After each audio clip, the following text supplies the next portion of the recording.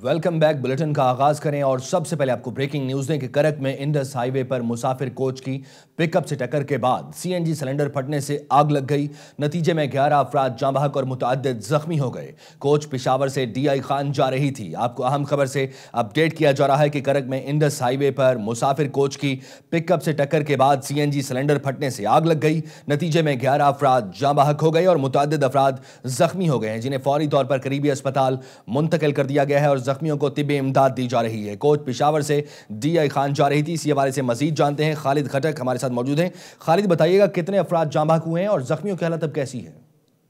जी, आज सुबह Indus highway पर तबी ख्वाह के करीब मुसाफिर वैन और डबल केबिन के दरमियान होने वाले तसादुम में अब तक 11 लाशें जो है वो डिस्ट्रिक्ट हेडक्वार्टर अस्पताल मुंतकिल की गई हैं, जबकि उसके साथ 5 जख्मियों को भी लाया गया है।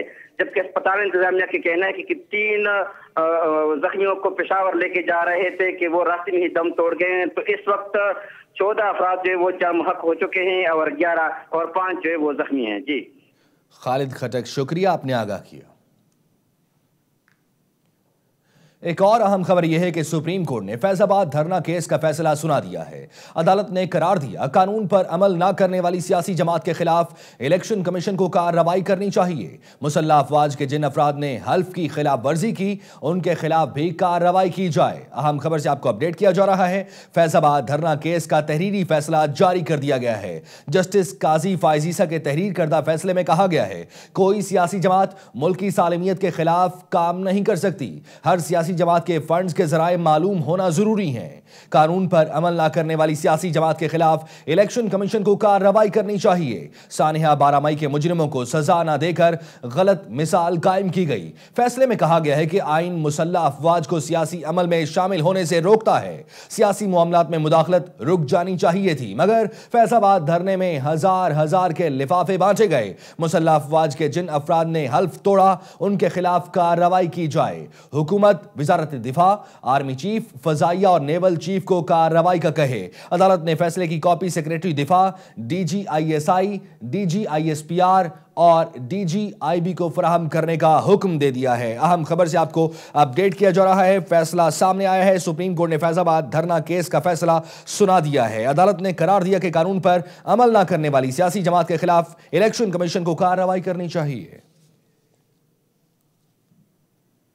नैब से मुताल्लिक अहम खबर। चेयरमैन नैब जावेद इकबाल ने ओमनी ग्रुप के अब्दुल गनी मजीद के वारंट गिरफ्तारी जारी कर दिए हैं। गनी मजीद पर प्लॉट की गैर कानूनी अलॉटमेंट का इल्जाम है। इसी हवाले से आपको आगाह किया जा रहा है। ताज़ा तरीन सूरत हाल के चेयरमैन नैब जावेद इकबाल ने ओमनी ग्रुप के अब्दुल गनी मजीद के वारंट गिरफ्तारी जारी कर दिए हैं। गनी मजीद पर प्लॉट की गैर कानूनी अलॉटमेंट का इल्जाम है। मेगा मनी लॉन्ड्रिंग के हवाले से केसेस चल रहे हैं। इसी हवाले से हम मजीद जानते हैं हमारे नुमाइंदे शाहिद हुसैन से।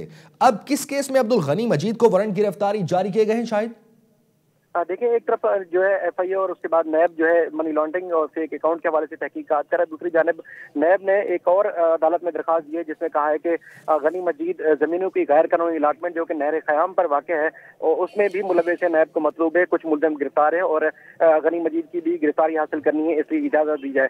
दूसरी जानिब इसी केस में, जिसमें नैब नए केस में तहकीकात कर रहा है, जैसे रिटायर्ड जावेद इकबाल जो कि चेयरमैन नैब है, उन्होंने अब्दुल गनी मजीद के जो वारंट गिरफ्तारी जारी कर दी है, क्योंकि गनी मजीद जो पहले ही एफआईए ने उनको गिरफ्तार करके डियाला जेल मुंतकिल किया था। इसलिए अदालत से भी इजाजत मांगी गई है ताकि एनओसी जारी किया जाए और बाकायदा इनसे जेल से गिरफ्तारी हासिल करके जो है वो मज़ीद तहकीकात की जाए, क्योंकि गुलाम अब्बास एक मुल्ज़िम है जो कि जमीनों की अलाटमेंट में जो है मुलव्वस था, उसको नैब ने गिरफ्तार किया था। उसके बाद गनी मजीद का नाम भी इस रेफरेंस में नैब को इंक्वायरी के लिए मतलूब है। जी शुक्रिया शाहिद हुसैन। महकमा तालीम सिंध में 8 अरब 77 करोड़ रुपए की माली बेज़ाब्तियों का इंकशाफ हुआ है। घोस्ट और नए भर्ती होने वाले मुलाजमीन के नाम पर 3 अरब 40 करोड़ उड़ा दिए गए। महकमा तालीम सिंध के माली साल 2017 और 18 की ऑडिट रिपोर्ट में करप्शन का इंकशाफ हुआ है। महकमे में घोस्ट मुलाजमों की निशानदही करके उनकी तनख्वाहों की आईडीज बंद कर दी गई थीं। उन्हें खामोशी से दोबारा फाल करके तनख्वाहों की अदायगियां भी कर दी गईं। ऑडिट रिपोर्ट के मुताबिक मुफ्त किताबों, एसएमसी फंड और एसएसबी अखराजात की मद में 5 अरब से जायद की माली बेज़ाब्तियां हुई।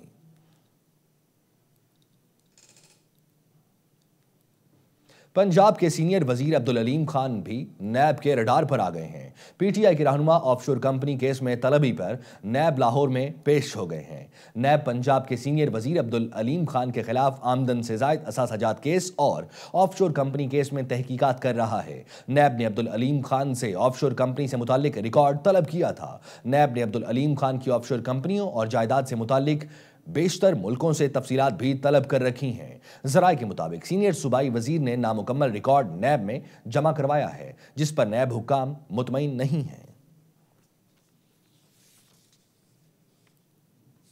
खैरपुर में 13 साला बच्ची रिमशा वसान के कत्ल केस का मरकजी मुलजिम कानून की गिरफ्त में आ गया है। पुलिस का कहना है मुलजिम जुल्फिकार वसान कई संगीन वारदातों में मतलूब था। खैरपुर में 5 रोज पहले साबिक सूबाई वजीर मंजूर वसान के भांजे जुल्फिकार वसान ने 13 साला बच्ची रिमशा को घर में घुसकर कत्ल कर दिया था। पुलिस ने गुज़श्ता रोज वसान हाउस से 2 अफराद को हिरासत में लिया और उन्हीं की निशानदही पर मुलजिम जुल्फिकार वसान गिरफ्तार हुआ। पुलिस के मुताबिक मुलजिम को वजीर आला सिंध के मुआविन खुसूसी नवाब वसान के घर से हिरासत में लिया गया। एसएसपी उमर तुफैल का कहना है कि मुलजिम जुल्फिकार संगीन जराइम की कई वारदातों में मतलूब था। रिमशा वसान कत्ल केस में बड़ी पेशरफ्त हुई है। कत्ल में मुलव्वस मरकजी मुलजिम जुल्फिकार वसान ने खुद को पुलिस के हवाले कर दिया। रिमशा कत्ल केस के हवाले से देखते हैं ये रिपोर्ट।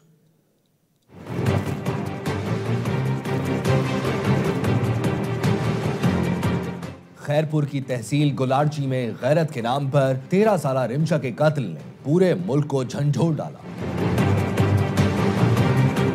वाकया पीपल्स पार्टी के रहनुमाओं मंजूर वसान और नवाब वसान के इलाके में पेश आया और कत्ल का इल्जाम मंजूर वसान के करीबी रिश्तेदार जुल्फिकार वसान पर आयद किया गया।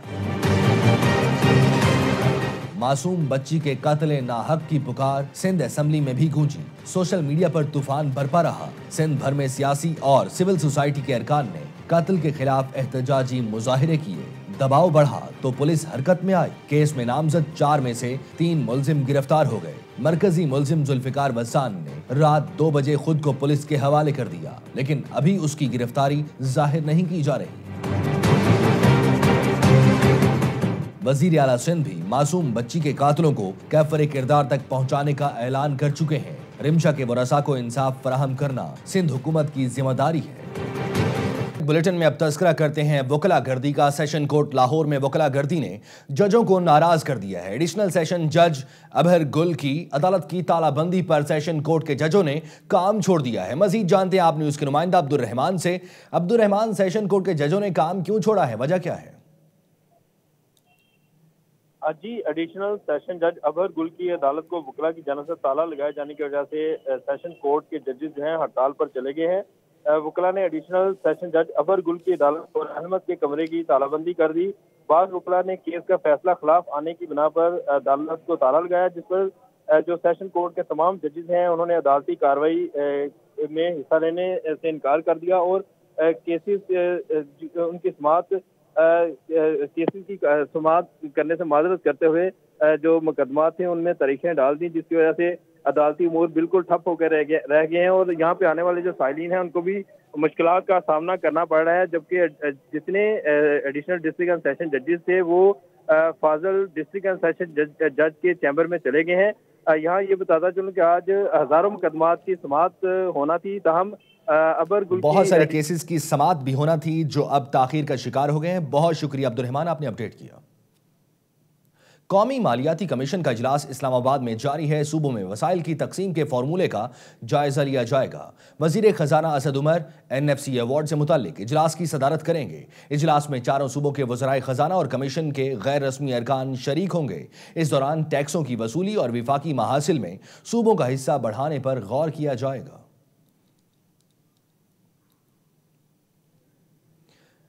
वजीर आजम इमरान खान ने विफाकी काबीना का इजलास 7 फरवरी को तलब कर लिया। काबीना गैस के जायद बिलों की वजूहात और मुख्तलिफ अशिया की कीमतों में उतार चढ़ाव का जायजा लेगी। विफाकी काबीना का इजलास वजीर आजम इमरान खान की सदारत में इस्लामाबाद में होगा। जराए के मुताबिक काबीना इजलास में मुल्क की सियासी और माशी सूरत हाल का जायजा लिया जाएगा। इजलास में जायद गैस बिलों के हवाले से वजीर पेट्रोलियम ब्रीफिंग देंगे। इजलास में काश्तकारों के मसाइल पर भी ब्रीफिंग दी जाएगी और मुख्तलिफ वजारतों की कारकर्दगी का जायजा लिया जाएगा। काबीना इजलास में मुख्तलिफ ममालिक के साथ मुआहिदों और मुख्तलिफ इदारों में तकर्री और तबादलों की मंजूरी भी दी जाएगी। वजीर खारजा शाह महमूद कुरैशी ने कश्मीरियों की अखलाकी, सियासी और सिफारती हिमायत जारी रखने का अज़्म दोहरा दिया है। कहते हैं बेगुनाह कश्मीरियों पर जुल्म ढाने वालों को इंसाफ के कटहरे में लाया जाए। वजीर खारजा शाह महमूद कुरैशी ने लंदन में मकबूजा कश्मीर से मुताल्लिक तस्वीरी नुमाइश का इफ्तिताह किया। तकरीब से खिताब में उन्होंने कश्मीरियों के साथ मुकम्मल इजहार यकजहती और भारतीय मजालिम की मजम्मत की।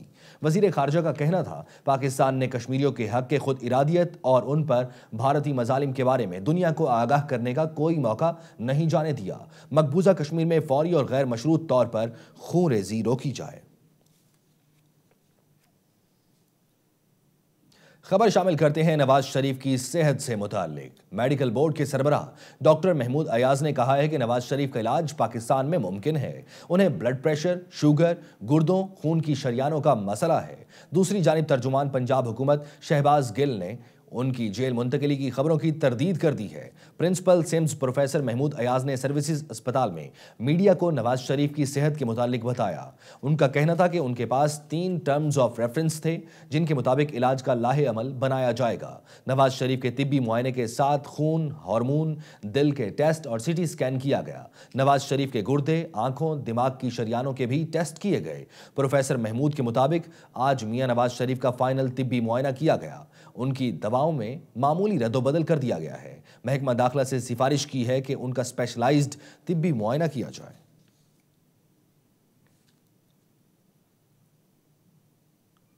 वजीर बराए रेलवे शेख रशीद ने एक बार फिर सियासी हरीफों को आड़े हाथों लिया है। नवाज शरीफ को पथरी का इलाज कराने के लिए लाल हवेली आने का मशवरा देते हुए कहा कि उन्हें दम की जरूरत है। मजीद बता रहे हैं फैसलाबाद से ब्यूरो चीफ शकील पराचा।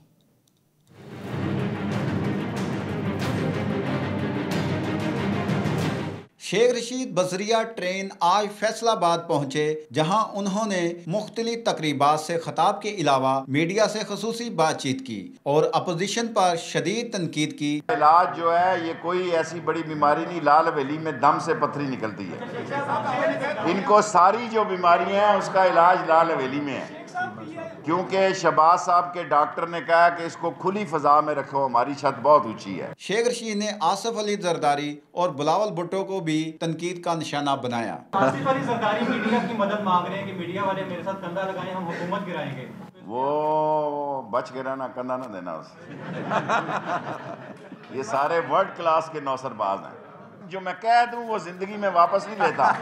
हो मेरी सुलह गई है रानी के साथ। शेख रशीद राना सनाउल्लाह के बारे में किसी भी किस्म का बयान देने से कतराते रहे और राना सनाउल्लाह का नाम आते ही गुफ्तगू खत्म करके चलते बने जी। और बदबू फैलाने लगे हो राना सनाउल्लाह। ओए बदबू यार। इनके हमरा शाहाना प्रोटोकॉल में 26 गाड़ियां शामिल थी, जिसके बाइस मुतअद्दिद शाहराहों पर ट्रैफिक भी जाम रहा। कैमरा टीम के साथ शकील पराचा, आप न्यूज़, फैसलाबाद। दूसरी जानिब साबिक वज़ीर-ए-आज़म यूसुफ रज़ा गिलानी को लाहौर एयरपोर्ट पर FIA हुक्काम ने बैरून मुल्क जाने से रोक दिया। साबिक वज़ीर-ए-आज़म यूसुफ रज़ा गिलानी और साबिक स्पीकर कौमी असम्बली फैसल करीम कुंडी आलमी अमन फेडरेशन की कॉन्फ्रेंस में शिरकत के लिए लाहौर से कोरिया जा रहे थे। एयरपोर्ट ज़राए के मुताबिक साबिक वज़ीर-ए-आज़म का नाम ECL में शामिल होने के बायस तैयारे पर सवार होने से रोक दिया गया। यूसुफ रज़ा गिलानी थाई एयरवेज की परवाज TJ 364 के जरिए लाहौर से सेउल जा रहे थे जब FIA ने उनको रोक दिया। इस मौका पर साबिक वजीर आजम का कहना था, मैं पाकिस्तान छोड़ने का तस्वुर तक नहीं कर सकता, मुझे रोककर बुनियादी इंसानी हुकूक को पामाल किया गया। उनका कहना था कि PTI इंतकाम का रास्ता तर्क करे, ये खुद इमरान खान के लिए अच्छा नहीं।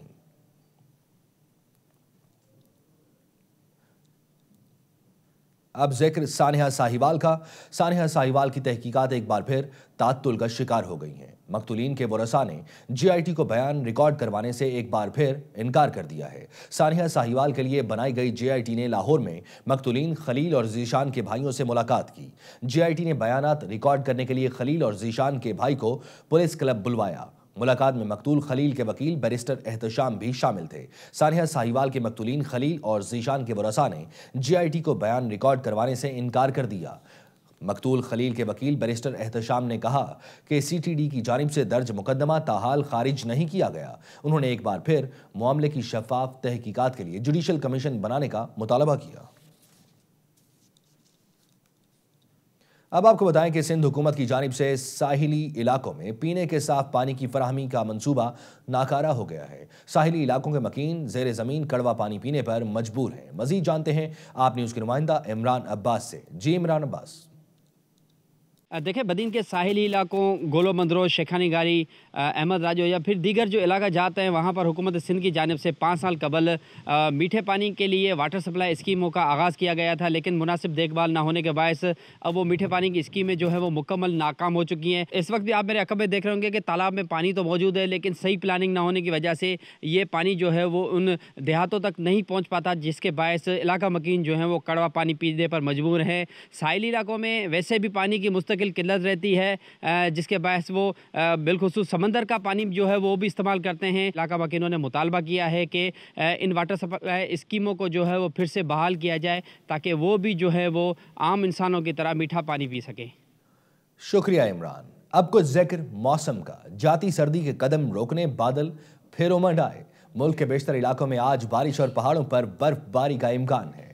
मौसम का हाल बताने वाले कहते हैं इस्लामाबाद, बालाई सिंध, खैबर पख्तूनख्वा, वस्ती और बालाई पंजाब, गिलगित बल्तिस्तान और कश्मीर में अक्सर मकामात पर बादल जमकर बरसेंगे। बर्फबारी की बात करें तो स्वात, चित्राल, कालाम, मालम जब्बा, अपरदीर, मरी, गलियात, गिलगित बल्तिस्तान, कोयटा और कश्मीर में बर्फ से ढके पहाड़ों पर मजीद बर्फ पड़ने का इम्कान है। आज मुल्क में सबसे कम दर्जा हरारत स्कर्दू में -11 डिग्री रिकॉर्ड किया गया।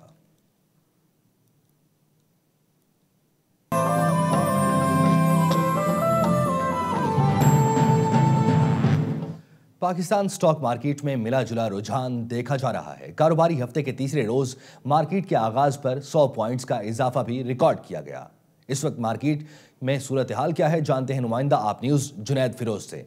जुनैद, बताइएगा, आगाज तो मुस्बत हुआ, फिर तेजी का सिलसिला आगे नहीं बढ़ा, इसकी वजह क्या है? बिल्कुल, पाकिस्तान स्टॉक मार्केट में आज हफ्ते का जो तीसरा रोज़ था, कारोबार जो है वो मुस्बत अंदाज में हुआ था। 100 इंडेक्स में 100 से ज़ायद पॉइंट्स का इजाफा हुआ था, जिसके बाद 41,700 की सतह जो वो अबूर कर गया था। मगर अचानक अब हम देख रहे हैं कि स्टॉक मार्केट में जो है वो मिला जुला रुझान देखने में आ रहा है। पीर का रोज़ जो हफ्ते का पहला रोज़ था, उस पर दिखा था कि कारोबार का आगाज़ अच्छा हुआ था और दिन पर जब इख्तिताम हुआ था तो 500 से ज़ायद जो है वो पॉइंट्स का उसमें इजाफा हुआ था। गुज़िश्ता रोज़ जो है वो कश्मीर डे की वजह से जो है वो सरकारी छुट्टी थी। माहिरीन ये कहते हैं दिन गुजरने के साथ साथ जो है वो इसमें इजाफा मुतवक्के है, क्योंकि पीर का रोज़ जो है वो काफ़ी 501 जो है वो 500 से ज़ायद का जो है वो इजाफा हुआ था। यही तवक्को की जा रही है कि आज के रोज़ भी जो है इसी तरह जो है वो 100 इंडेक्स में इजाफा हो सकता है पॉइंट्स का। मजीद पॉइंट्स का भी इजाफा हो सकता है। जुनैद, शुक्रिया, आपने कराची से अपडेट किया। अब आपको बताएं कि मुल्क में कॉटन की मांग को पूरा करने के लिए हुकूमत ने ताजरों को एक और सहूलत दे दी है। खाम और जिनिंग शुदा कपास की दरामद को कस्टम्स ड्यूटी और सेल्स टैक्स से छूट दे दी गई है। फेडरल बोर्ड ऑफ रेवेन्यू के नोटिफिकेशन के मुताबिक बैरून मुल्क से मंगवाई जाने वाली खाम और जिनिंग शुदा कपास को कस्टम्स ड्यूटी, इजाफी कस्टम्स ड्यूटी और सेल्स टैक्स से इस्तिस्ना हासिल होगा। इससे पहले कॉटन की मकामी सप्लाई पर भी सेल्स टैक्स खत्म किया जा चुका है। एफबीआर का कहना है कि कॉटन की दरामद पर कस्टम्स ड्यूटी और सेल्स टैक्स से छूट 1 फरवरी से 30 जून तक दी गई है। आलमी मंजरनामे से खबर यह है कि जिक्र पाक अमरीका ताल्लुकात का, जिसमें बर्फ पिघलती हुई नजर आ रही है। अमरीकी वफ्द जुमेरात को पाकिस्तान का दौरा करेगा। दौरे के दौरान तिजारत, तवानाई, सरमायाकारी और दीगर शोबों में ताउन के लिए मुज़ाकरात होंगे। पाक अमरीका दो तरफा ताल्लुकात पर मुज़ाकरात के लिए अमरीकी assistant secretary of state Henry Ensher की क़यादत में एक अमरीकी वफ्द जुमेरात से पाकिस्तान का दौरा करेगा। ज़राए के मुताबिक दौरे के दौरान ममालिक के माबैन तिजारत, तवानाई, सरमायाकारी और दीगर शोबों में ताउन के लिए दो तरफा मुज़ाकरात भी होंगे। ज़राए ने मजीद बताया कि अमरीकी वफ्द कराची का भी दौरा करेगा। कराची में अमरीकी वफ्द कारोबारी शख्सियात से पाक अमरीका तिजारत पर तबादला ख्याल करेगा। अमरीकी सदर डोनाल्ड ट्रंप ने कहा है कि वो हर सूरत में मैक्सिको की सरहद पर दीवार तामीर करेंगे। अमरीकी कांग्रेस से खिताब में सदर ट्रंप अपोजिशन को मुफाहमत और इत्तेहाद की सियासत के मशवरे देते हुए अपनी पॉलिसियों और मुआशी इस्लाहात के गुण गाते रहे। We have spent more than $7 trillion in fighting wars in the Middle East.